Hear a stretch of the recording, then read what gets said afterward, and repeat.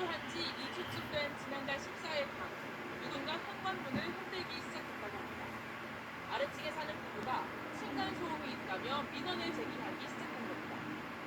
밖에서 뭐하고 있지? 지금 버리지 마세요. 하고 크게 있어요. 제가 저 지금 혼자 있는데요 라고 얘기했는데 반대쪽에서 흥얼거리지 말라고 뭐하고 있냐고 지금 그래요. 혹시나 해코지를 당할 수도 있다는 생각에 현관문을 열지 않고 대화를 이어나간 A씨. 아래층 부부는 아랑곳하지 않고 독서를 봅니다.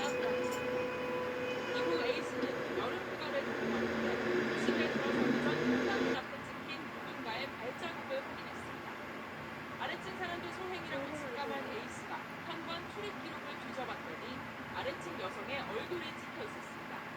예를 들면 저장이 돼요. 그리고 하면 그래서 그 휴대폰 내에 있는 얼굴 사진 그리고 날짜가 이때까지만 해도 A씨는 경찰에 신고하기보다 아래층에 피해를 주지 말자는 생각으로 실내에서도 슬리퍼를 신고 다니며 조심했다고 합니다.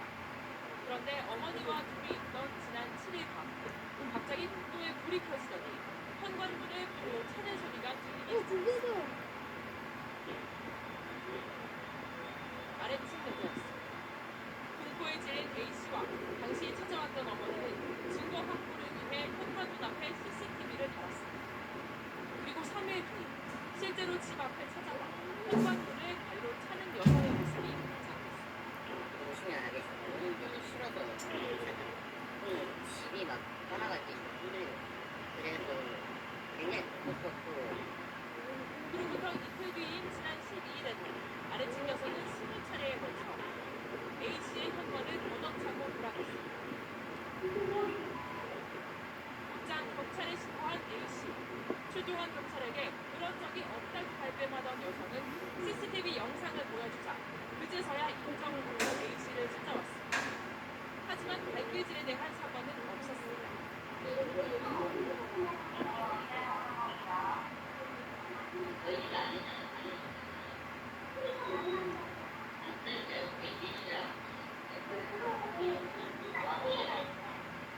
아래층 여성은 당시 경찰에게 이제 현관문을 발로 차지 않겠다고 했지만 A씨는 공포에 떨고 있습니다. 사건을 접수한 경찰은 조만간 아래층 여성을 소환해 정확한 사건 경위를 조사할 예정입니다. PPT가 없는 거 보니까 대덕정리로요? 이렇게 생겼습니다. 그리고 소리는 평범한 소리는 3층 상인입자 옥상 주차장 3층 상인이고 이것도 대덕정리에 평범한 소리 정리상들이 있습니다. 아닙니다.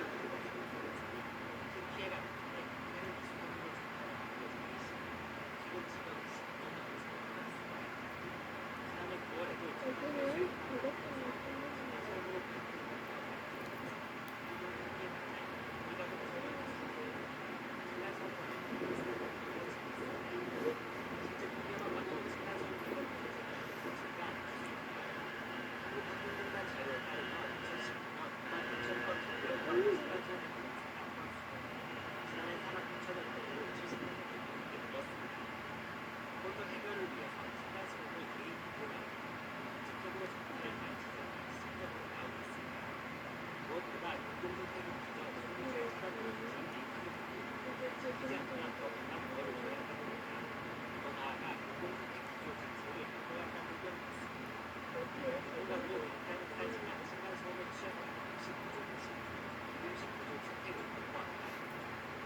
지어진 내용 주택에서도 문제가 있다고 보고 전기와 기량을 지원하는 등 부분은 예비 필요하다는 목소리가 나옵니다. IT의 기초입니다.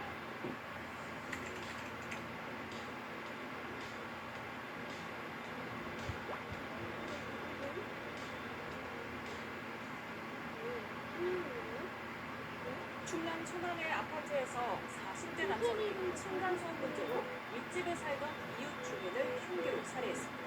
두 차례에 걸쳐서 112 신고를 하는 등 전조 증상이 있었던 것으로 확인됐는데 경찰은 살인 혐의로 구속영장을 신청했습니다. 오승훈 기자입니다. 경찰차에 이어 소방차가 지나갑니다. 아파트 관리사무소는 출입문이 부서져 임시 출입문을 설치했고 주차다니는 앞범퍼가 부서진 승용차가 덩그러니 놓여 네, 있습니다. 여기 만차정도 이 있고요. 아파트에 사는 40대 남성 A씨가 윗집에 살던 이웃주민 B씨에게 흉기를 휘둘렀고 다친 70대 B씨는 관리사무소로 황급히 몸을 피했습니다. 하지만 A씨가 뒷쫓아와 문이 잠겨있자 자신의 차량을 몰고 돌진한 겁니다.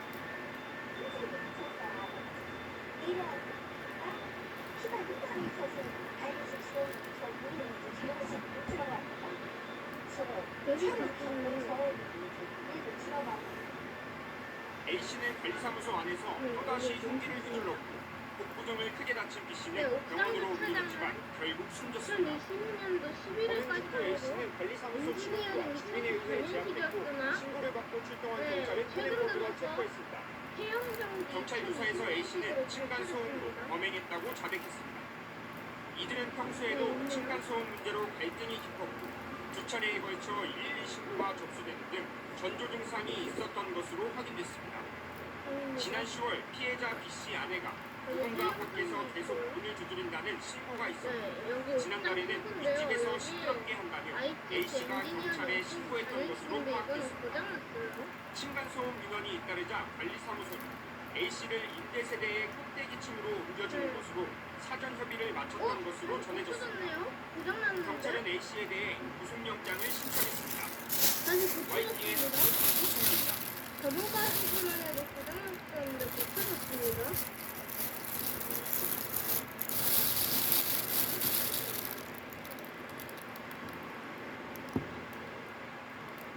네, 다시 보세요.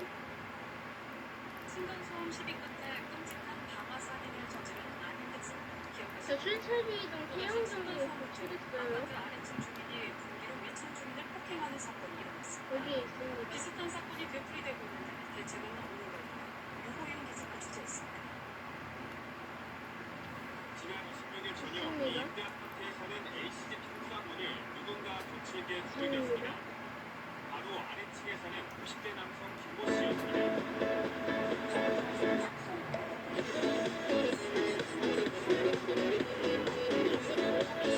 원성을 높이던 김 씨는 갑자기 준비해온 흉기로 A씨 남편 머리를 내리쳤습니다. A씨 남편은 크게 다쳐 병원으로 이송됐고 김 씨는 충동한 검술에 붙잡혀 그제 구속됐습니다.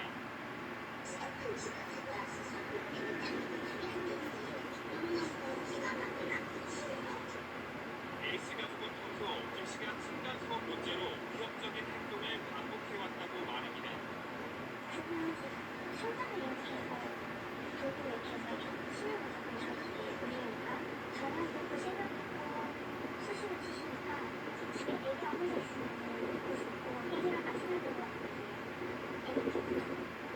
무차별 방화 살인으로 21명이 죽거나 다친 안인득 사건 역시 위층 주민들이 여러 차례 의혹을 폭로했지만 보호받지 못했습니다. 현재 국회에는 이웃을 위협하거나 폭행한 공공임대주택 거주자를 강제로 내보내도록 한 법안 조건이 계류 중입니다. 그러나 국가인권위는 반대 의견을 내놓았습니다. 입법 목적은 정당하지만 공공임대주택 주민의 주거권을 단호하게 침해할 우려가 있어 바람직하지 않다는 취지입니다.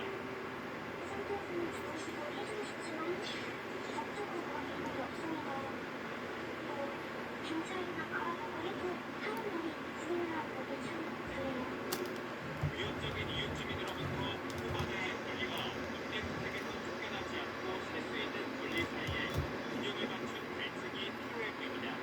KBS 뉴스 후인입니다.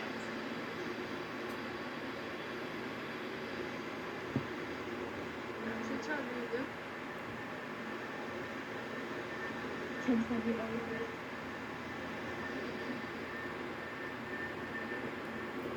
층간소음으로 인한 이 끔찍한 사건이 끊이질 않습니다. 40대 남성이 이번에 위층에 사는 70대 남성을 살해했습니다. 이 첫 공격을 받은 피해자가 관리사무소로 몸을 피하자 이 자동차로 그 관리사무실을 부수고 들어가 또다시 옮겨졌습니다. 아파트 관리사무소에 출입 통제선이 설치됐습니다. 직원들이 깨진 유리 파편을 치우고 이불을 둘러 바람을 막습니다. 밖엔 앞부분이 심하게 부서진 차량이 서 있습니다. 저 차가 들어가가 팍 깨지고 깨지고 차량 주인은 이 아파트 입주민 40대 A씨입니다. 어제 오후 2시 30분쯤 위층 집을 찾아가 70대 B씨에게 흉기를 휘둘렀습니다. 윗집에서 난방 공사를 하고 있었는데 시끄럽다는 이유였습니다. B씨는 관리사무소로 문을 피했고 직원들이 문을 잡자 A씨는 차량을 타고 관리사무소에 돌진한 뒤 또 흉기를 휘둘렀습니다.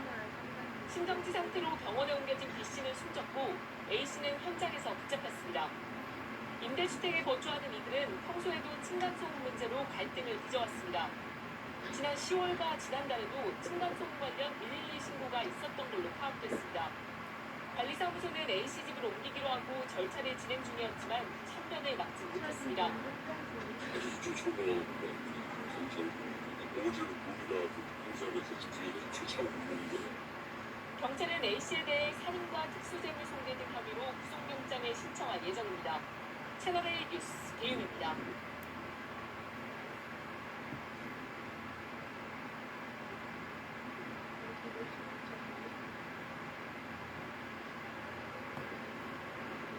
가을쯤에는 층간소음이 특히 심해지는데요. 아무래도 실내 활동이 늘어나서 그런데요. 명절시가 되면 층간소음 발생이 더해집니다.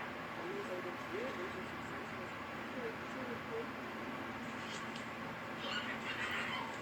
시도 때도 없이 위층의 스튜디오는 쿵쿵대는 소리.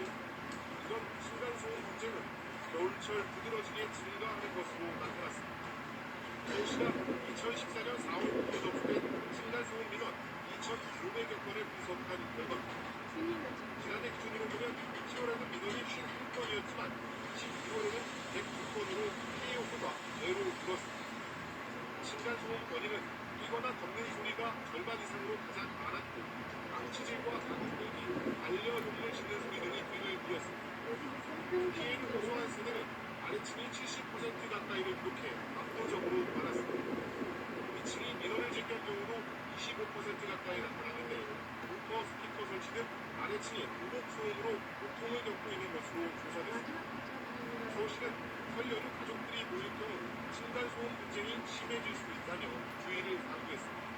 특히 가족 모임이 있으면 미리 이웃에게 알려 양해를 구할 것을 제안했습니다. 이와 함께 층간소음 갈등이 일어났을 때 이웃에 직접 항의하기보다는 관리사무소 등 제3자의 중재를 요청해야 한다고 서울시는 강조했습니다. KBS 뉴스 이준수입니다.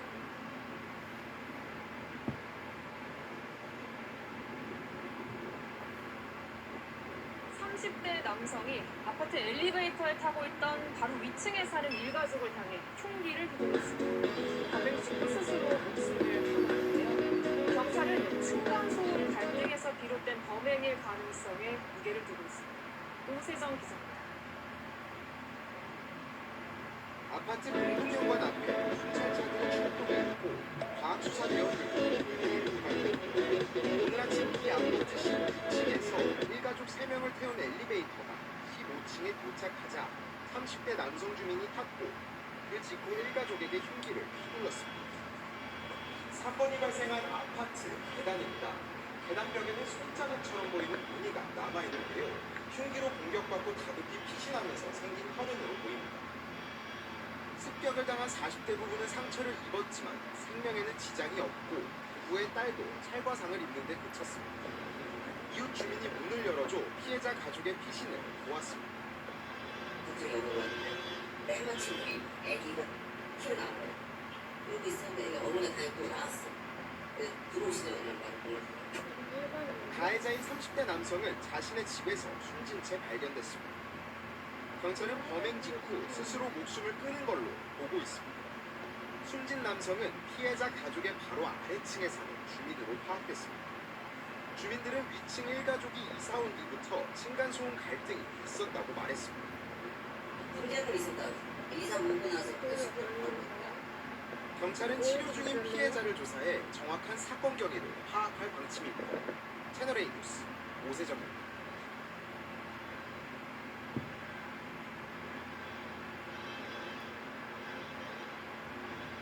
한 남성이 강아지를 안고 집 안으로 들어갑니다.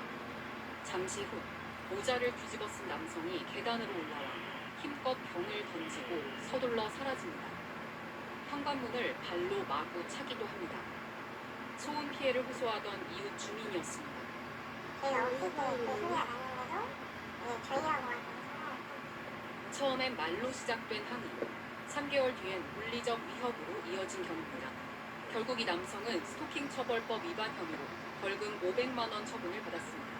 이 사람이 지금이야 그 병에는 좀 발로 차는 거에서 다치겠지만 또 등록을 뭐 조절을 못하면 또 혹시 원래 이게 생길 거라는 생각을 하니까 소음 갈등이 더 극단적 범죄로 비화하는 일이 끊이지 않고 있습니다. 최근 10년간 이웃 사이 소음 갈등으로 촉발된 살인사건 판결문을 전수조사했더니 모두 22명이 살해됐습니다. 피해자가 위독했던 경우를 더하면 희생자는 35명까지 늘어납니다. 미수까지 포함해 훨씬 많은 인원들이 1년에 적게 적어도 3-4명 정도가 살해당하게 소음 분쟁 살인 사건의 72%는 범행 전 피해자와 가해자의 발견이 석 달 이상 이어졌다는 공통점이 있습니다. 서로가 이렇게 주고받는 시간들이 3개월로 몇 개월이고요. 정말 짧게 잡아서 3개월에서 6개월 사이까지 저희들은 청단과 골든타임 골든타임 안에 공권력이나 행정당국의 적극적 개입이 최악의 사태를 막는 열쇠가 될 수 있다는 지적입니다. 스토킹이라든가 가정폭력과 같이 적극적으로 가해자와 피해자의 분류를 하고 피해자 신변 보호를 하는 경찰에 접수되는 층간소음 신고는 하루 100건 이상, 90% 이상은 반복 신고인 만큼 층간소음 112 신고 코드 신설 등 범죄 예방을 위한 적극적 대책이 필요합니다. KBS 뉴스 김채린입니다.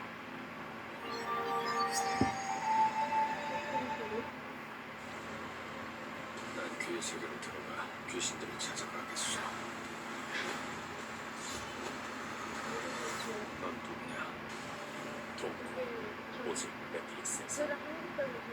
넷플릭스. 서울 망우동에 사는 이창희 씨. 입주 초기부터 윗집 소음으로 갈등을 겪고 있습니다. 노래를 부를 때마다 빼고 가로치는 하는 소리가 들려. 이해하고 살자. 이처럼 참고 사는 사람이 많지만 때로는 이웃 간의 다툼으로 번지기도 합니다. 이러자 국토교통부는 층간소음 대책을 내놨습니다. 지원을 사후 인증제도라고 하거든요. 중공 검사를 시키자면 과연 이 층간소음을 줄일 수 있는 조치가 제대로 되는지. 지금 아파트나 빌라 등에 살고 있는 주민이 매트를 깔면 300만 원까지 소득에 따라 보이자나 저금리로 빌려준다는 겁니다. 새로 짓는 집은 무작위로 돈 호수를 뽑아 소음 정도를 측정하기로 했습니다. 소음이 덜 나면 집을 지은 건설사가 다음 집을 지을 때 분양가를 올릴 수 있는 인센티브를 준다는 계획입니다. 하지만 측정해보니 소음이 크다고 해서 다시 지으라고 강제할 수도 없다 보니 실효성이 떨어진다는 지적이 나옵니다. 정책적 효율성은 없는 걸로 봐요. 2 내지 5% 정도 표조사한다는 데는 95%에 대해서는 측정을 안 한다는 얘기잖아요. 측정하는 것 중에서도 그 조치 사항이 권고에 그치고 있어요. 그렇다 보니 시민단체에선 건설사 봐주기 아니냐는 비판까지 제기됩니다. JTBC 오원석입니다.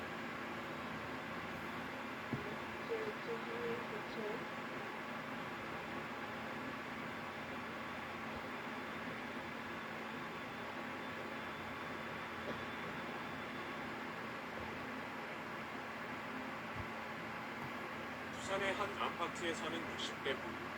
지난 2019년부터 밤낮 없이 참기 힘든 소음에 시달렸습니다. 알고 보니 바로 아래층 주민인 60대 남성이 내는 소음이었습니다. 위층의 층간소음에 시달렸다며 고무망치를 양말에 싸서 천장을 쳐 일부러 보복 소음을 낸 겁니다. 부부가 5달 동안 측정한 소음 횟수만 140회에 달합니다. 위층 부부는 소음을 내지 않았다고 여러 번 해명했지만 보복 소음은 4년간 계속됐습니다.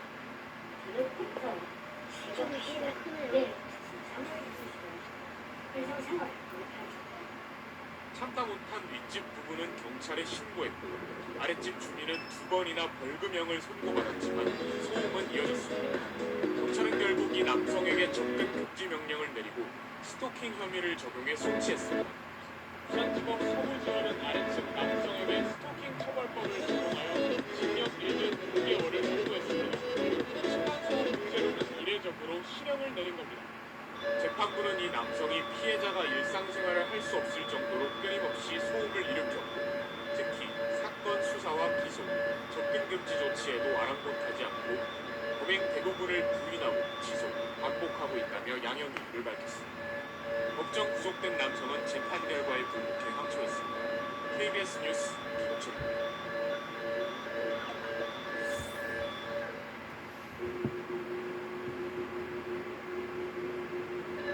층간소음 복수를 위해 2년을 기다려왔다는 한 네티즌의 사연이 전해져 화제입니다. 지난 12일 여러 온라인 커뮤니티에 2년을 기다린 층간소음 복수라는 제목의 글이 올라왔습니다. 한 빌라의 3층에 거주하고 있다는 글쓴이 A씨는 윗집의 층간소음 때문에 너무 힘들었다라고 글을 듣는데요. A씨에 따르면 윗집인 4층 부부는 남자아이 3명을 키우고 있었으며 2년간 밖으로 뛰어다니는 아이들을 감지하며 층간소음으로 괴로워왔다고 합니다. A씨가 시끄럽다고 항의도 해봤지만 사과 한마디 없이 오히려 아이들이 뛸 수도 있지 예민하는 단독주택으로 이사가라는 뻔뻔한 태도를 보였다고 하는데요. 결국 2년간 층간소음에 스트레스를 받아왔던 A씨는 복수를 다짐하며 1년 전부터 4층의 윗집인 5층의 매물을 알아봤다고 합니다. 2년 뒤 마치는 층간소음 부부의 윗집 매물이 나와 바로 5층 집 계약을 했다는데요. A씨는 지난 2년간 주 3, 4일은 재택근무를 해왔는데 층간소음 때문에 너무 힘들었다며 1년 전부터 공인중개사 아주머니에게 5층 매물 나오면 연락달라고 했더니 바로 잡아주더라며 감사하다는 의미로 과일밥으로 선물드렸다라고 전했습니다. 마지막으로 A씨는 집에서 할 수 있는 좋은 운동 추천받았다며 복수를 위해 2년간 열심히 살찌는 것 같다라고 웃음을 내비치면서 글을 마쳤는데요. 층간소음엔 층간소음으로 맞서게 되는 A씨. 다른 건물로 이사가게 되지만 그동안 얼마나 힘들었으면 이럴까 싶기도 하죠. 사연을 접한 네티즌들은 층간소음은 직접 겪어봐야 한다. 뻔뻔한 이웃한테는 복수에도 합당하다. 마늘 대량 받기, 롤링, 의자로 말 타기 등의 방법도 있어요. 층간소음 안 겪어본 사람은 모른다. 얼마나 스트레스인데 등의 반응을 보였습니다.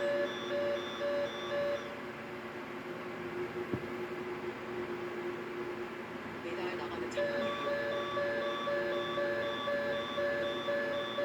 지난달 28일 성남의 한 오피스텔에서 다툼이 있었습니다.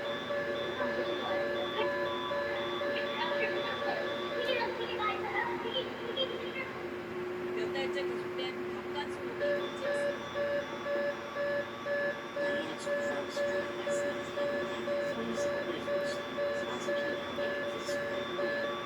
A씨를 때린 옆집도 그동안 시달려왔다고 했습니다.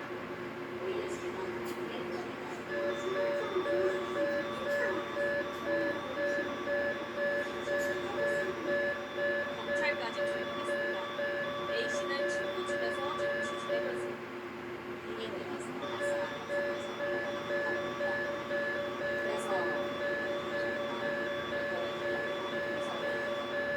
옆집은 CCTV를 달았습니다.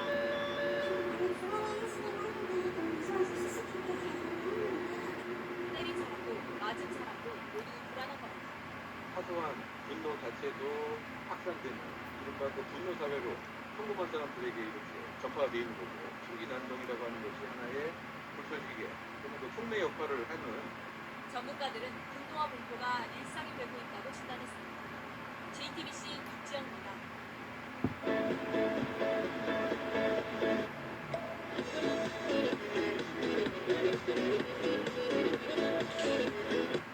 끔찍한 타이어를 계속 내려칩니다.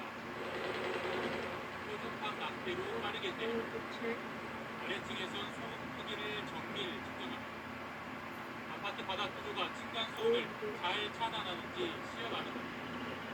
아파트 바닥은 콘크리트 슬래브부터 바닥 마감재까지 5겹 구조로 소음을 막습니다.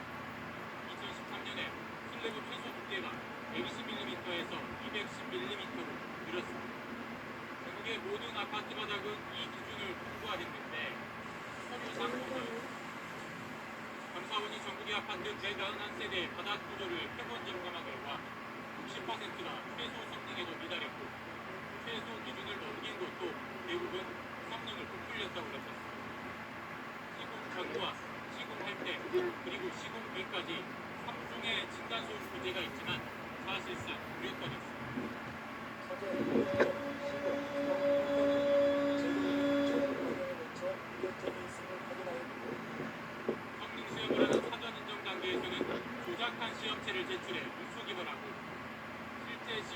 지자체에선 사전 인정받은 시방서와 다르게 부실시고 감사, 사후평가할 때는 소음 측정 데이터를 조작했습니다. 감사원 관계자는 콘크리트로 덮어버리면 바닥 내부는 아무도 모른다는 인식이 굉장히 팽배했다고 밝혔습니다. 바닥 구조 문제는 국토부로 2017년 현장 조사에서 확인했지만 지금까지 개선책을 마련 안 했다고 감사원은 지적했습니다. KBS 뉴스 김준범.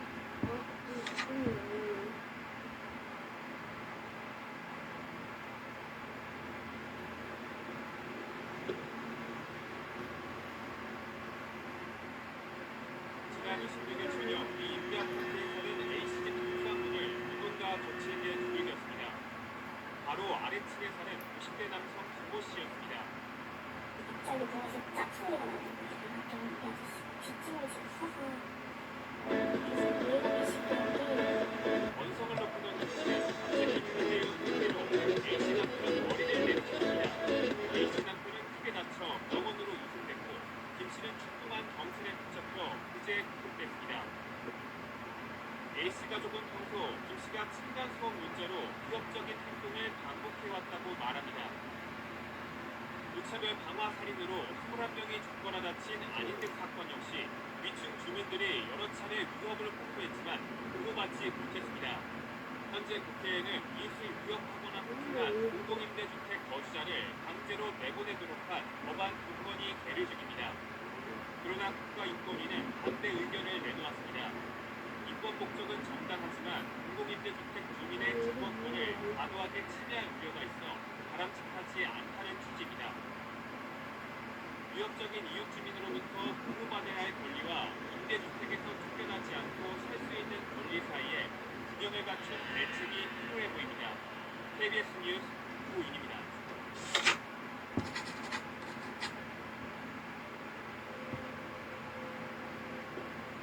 앞으로는 아파트뿐만 아니라 전국의 모든 주거용 오피스텔과 다가구 주택에서도 층간소음 갈등이 발생하면 정부의 전문 중재 서비스를 받을 수 있게 됩니다.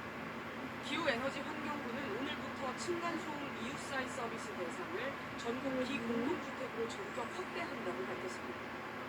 그동안 이 서비스는 주로 아파트를 대상으로 운영돼 왔습니다.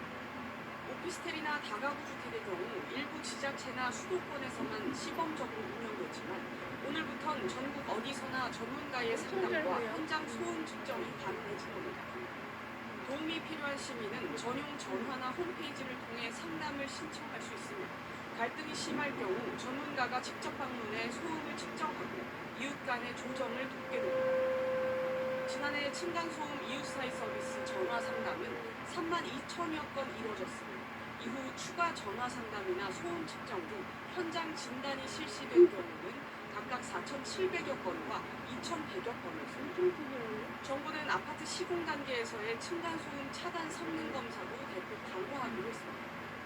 현재 전체 세대의 2% 수준인 바닥 충격음 성능 검사 표본수를 오는 2030년까지 5% 이상으로 늘릴 계획입니다.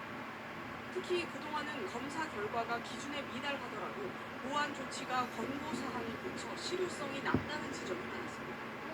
이에 정부는 앞으로 기준 미달 시 시공사의 보완 조치를 의무화하기로 했습니다.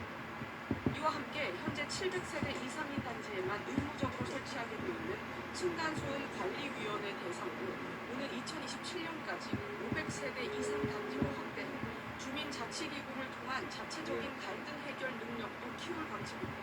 SBS 이영입니다.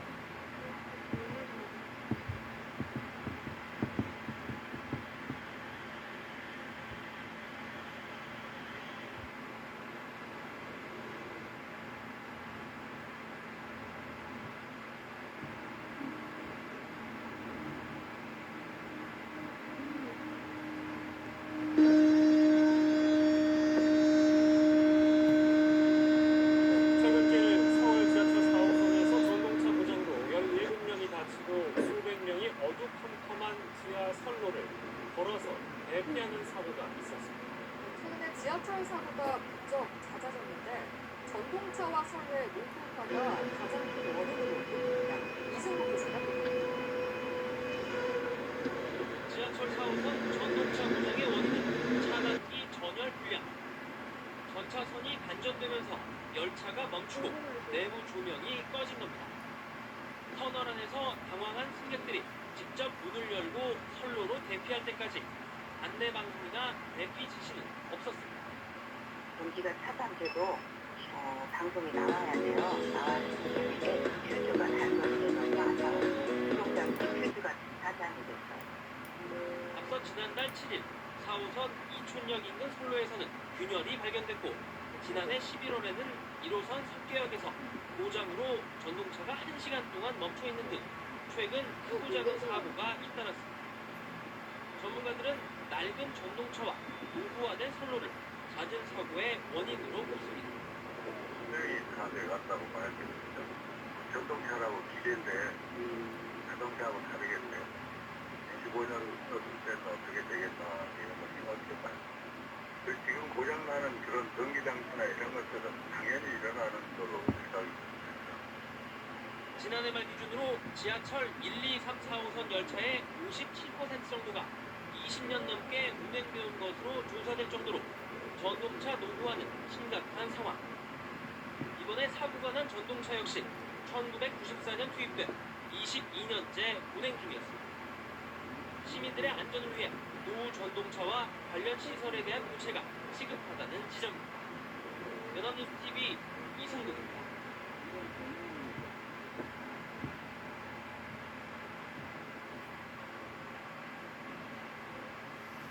지난 22일 서울 지하철 2호선에서 난 화재 사고와 관련해 서울 메트로는 열차 수명이 오래됐다는 점을 지적했습니다.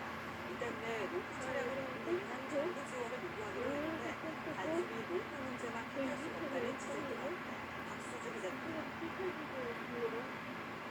잠실 세례역에서 불이 난 차량은 27년 된 노후 차량입니다. 서울 메트로는 정확한 사고 원인 조사가 필요하다면서 자동차 노후 문제와 관련이 있을 가능성을 시사했습니다. 서울 메트로가 운행하는 전동차의 90% 이상 20년이 넘은 상태. 2014년에 규제 완화에 하다가 전동차의 수명 제한이 없어져 그때그때 폭탄 바람이 오는 일제 처방으로 수명을 계속 늘릴 수 있습니다. 서울시는 안전을 위해 노후차 교체가 필요하다며 국비 지원을 요구하기도 했습니다. 그러나 노후 문제 이외에 점검 과정도 문제가 없는지 따져봐야 한다는 지적이 나옵니다. 이 열차는 사고 발생 15분 전에도 5번 칸에서 불꽃과 폭발음이 나는 고장을 일으켰습니다. 긴급 조치 후 정상 운행을 하다 2번 칸에서도 불꽃과 폭발음이 났고 이번엔 화재로까지 이어집니다. 현재로선 부품 불량을 원인으로 추정하는 상황. 불이 난 도로에 대해서는 2개월마다 기능 조건 여부를 2년마다 고장 여부를 점검하는데 불량인지를 밝혀내지는 못했습니다.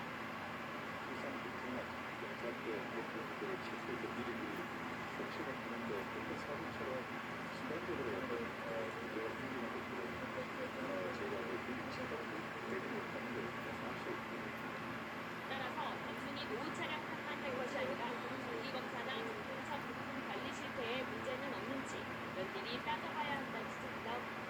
연합뉴스 TV 수준입니다.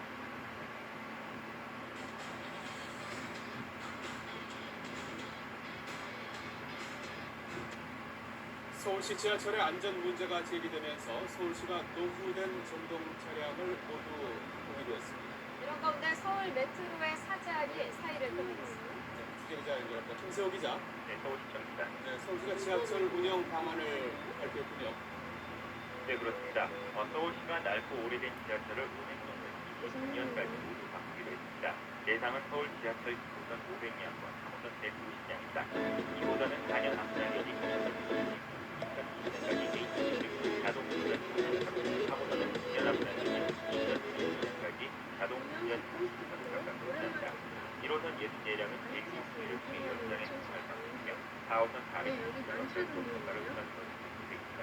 서울시는 2호선과 3호선 교체 비용도 모두 8,774억 원이 소요될 것으로 예상하고 있습니다. 서울시는 또 호선별로 운영되고 있는 발생센터를 하나로 통합하고 사고 발생 5분 안에 초대응을 완료하는 골든타임 구조제를 도입하기로 했습니다. 그러나 안전 관련 예산을 서울시가 부담하기는 문제가 있다며 중앙정부의 도움이 필요하다고 강조했습니다. 이와 함께 서울 메트로 장정훈 사장이 지하철 2호선 상호항 시험 조사하고 있지 않는 사실을 밝혔습니다. 박원순 서울시장은 오늘 서울시청에서 지하철 운영 시스템 개선 방안을 발표하면서 당 사장이 책임지고 하겠다는 의사를 전해왔다고 말했습니다.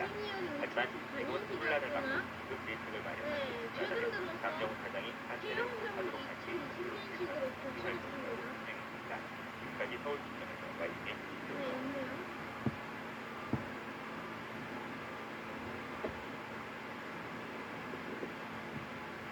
서울 지하철 4호선에서 전동차 고장으로 17명이 다치고 수백 명이 어두컴컴한 지하 상황을 걸어서 대피하는 사고가 있었습니다. 최근 몇 년 동안 지하철 사고가 부쩍 잦아졌고요. 전동차와 선로의 노후화가 가장 큰 원인으로 꼽힙니다. 이승국 기자입니다. 지하철 4호선 전동차 고장의 원인은 차단기 전열 불량. 전차선이 단전되면서 열차가 멈추고 내부 조명이 꺼진 겁니다. 터널 안에서 당황한 승객들이 직접 문을 열고 선로로 대피할 때까지 안내 방송이나 대피 지시는 없었습니다. 전기가 차단돼도 방송이 나와야 돼요. 나와야 되는데 퓨즈가 단선이 되면서 안 나와요. 수송장치 퓨즈가 차단이 됐어요. 앞서 지난달 7일 4호선 이촌역 인근 선로에서는 균열이 발견됐고 지난해 11월에는 1호선 석계역에서 고장으로 전동차가 1시간 동안 멈춰있는 등 최근 크고 작은 사고가 잇따랐습니다. 전문가들은 낡은 전동차와 노후화된 선로를 잦은 사고의 원인으로 꼽습니다. 분명히 다 돼간다고 봐요. 전동차라고 기대인데 자동차하고 다르겠어요. 25년 썼을 때도 어떻게 되겠나 생각했다. 지금 고장나는 그런 전기장치나 이런 것들은 당연히 일어나는 걸로 생각이 듭니다. 지난해 말 기준으로 지하철 1, 2, 3, 4호선 열차의 57% 정도가 20년 넘게 운행되는 것으로 조사될 정도로 전동차 노후화는 심각한 상황. 이번에 사고가 난 전동차 역시 1994년 투입돼 22년째 운행 중이었습니다. 시민들의 안전을 위해 노후 전동차와 관련 시설에 대한 교체가 시급하다는 지적입니다. 연합뉴스TV 이승국입니다.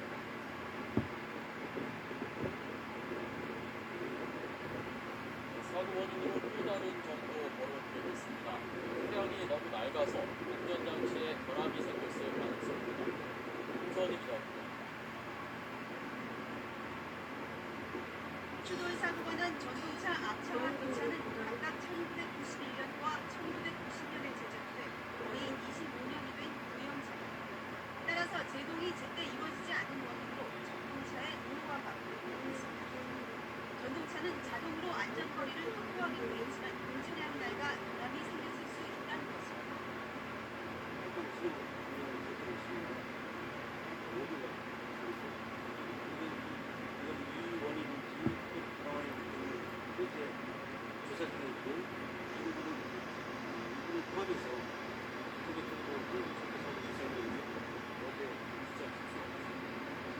전동차의 수명은 철도 안전법에 정해져 있습니다. 하지만 1990년대 초 15년에서 20년에서 25년으로 계속 연장되었습니다.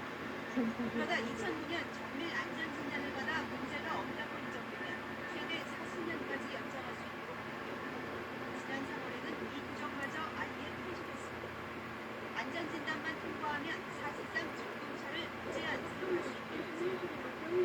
사정이 이렇다 보니 1990년 초 도입된 노후화된 전동차 비중이 크게 높아졌습니다. 서울 지하철 1에서 4호선 가운데 16에서 20년 된 차량은 584대로 30%가량이고 21년 이상은 600대로 30%가량 있습니다. 서울에서 운행되는 지하철 석대 중 한 대는 20년 이상 된 낡은 차량인 것입니다. 전문가들은 낡은 전동차는 대형 사고로 이어지는 위험성을 안고 있는 만큼 신속히 교체해야 한다고 주문하고 있습니다. 전동차의 수명 초기는 125년 정도로 보고 있기 때문에 제정된 법규에 대한 재검토가 이루어져야 합니다. 경영진과 논리에 밀리지 말고 수익 보수성을 위한 재정 마련과 투자를 실시해야 한다고 봅니다. 자칫 경영 효율화라는 이름으로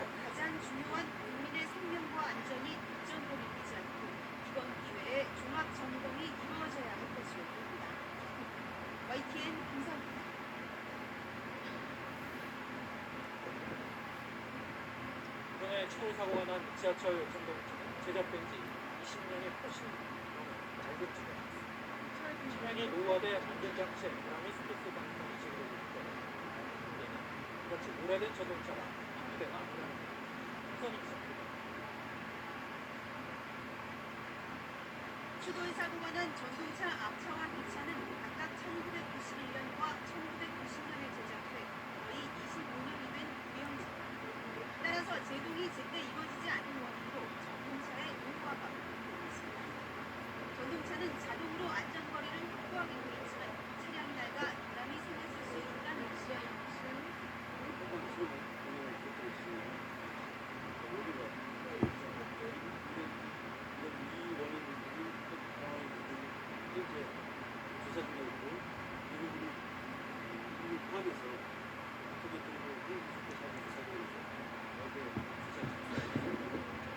전동차의 수명은 철도 안전법에 정해져 있습니다.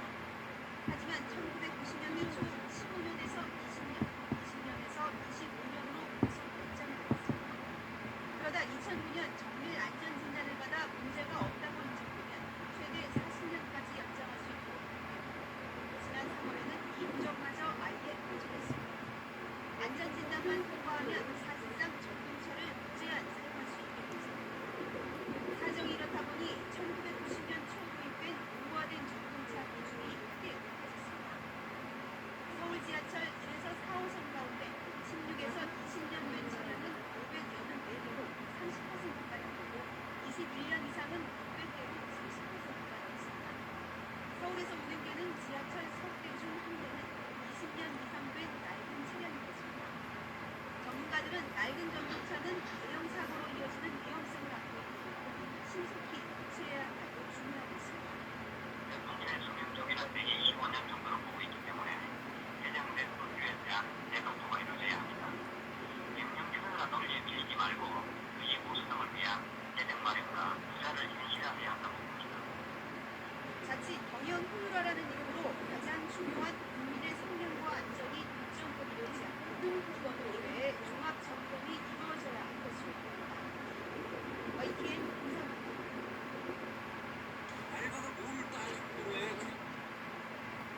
필리핀에서 15명의 목숨을 앗아간 태풍 바비가 원저우 등 중국 남동부 해안으로 상륙했습니다.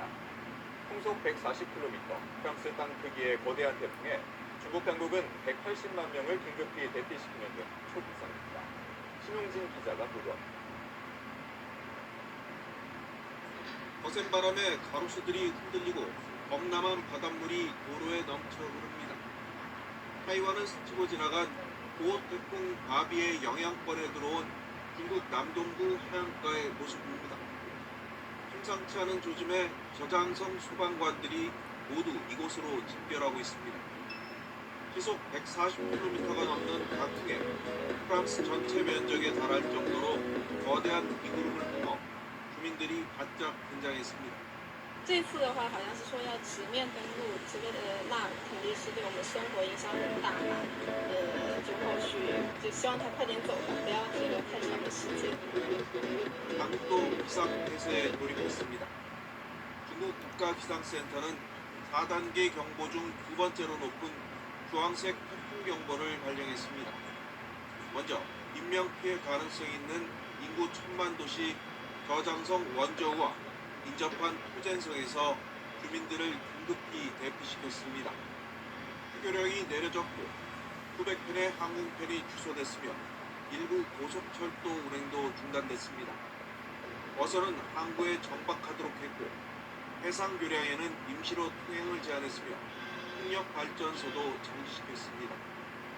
저장성으로 상륙한 태풍 바비는 안후이성을 거쳐 한둥성 방향 내륙으로 북상할 것으로 예보됐습니다. YTN 신웅진입니다.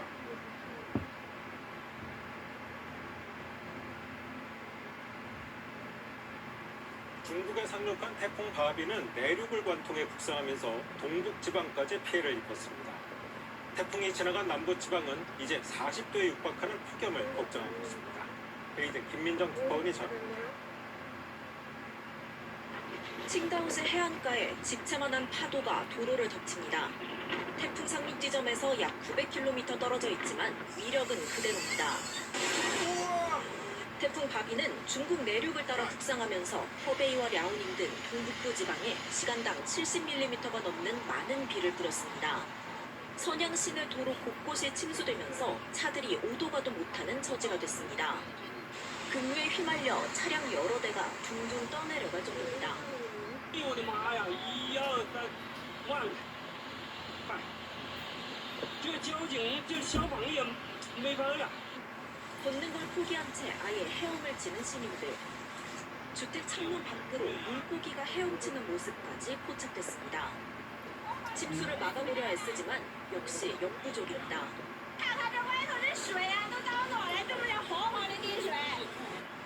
랴오닝성에서만 17만여 명이 긴급 대피했고 주요 관광지와 학교가 문을 닫았습니다.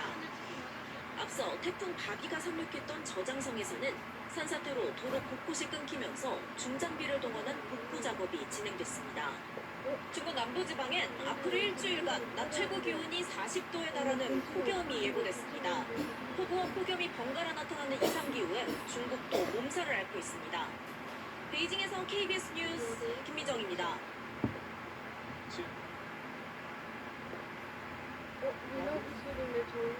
습한 날씨 속에 내일은 다시 전국에 비 소식이 있습니다. 중국을 강타한 태풍 바비의 비구름이 우리나라로 오면서 특히 수도권과 강원도에는 최대 100에서 120mm의 많은 비가 예보됐습니다. 정구희 기자가 전하겠습니다. 구호 태풍 바비가 상륙한 중국 동부 저장성입니다. 몰아치는 비바람에 가로수가 뿌리채 뽑혀 도로를 덮쳤습니다. 도심 곳곳이 물에 잠겼고 구조대원들이 보트로 몰입된 주민들을 구출합니다.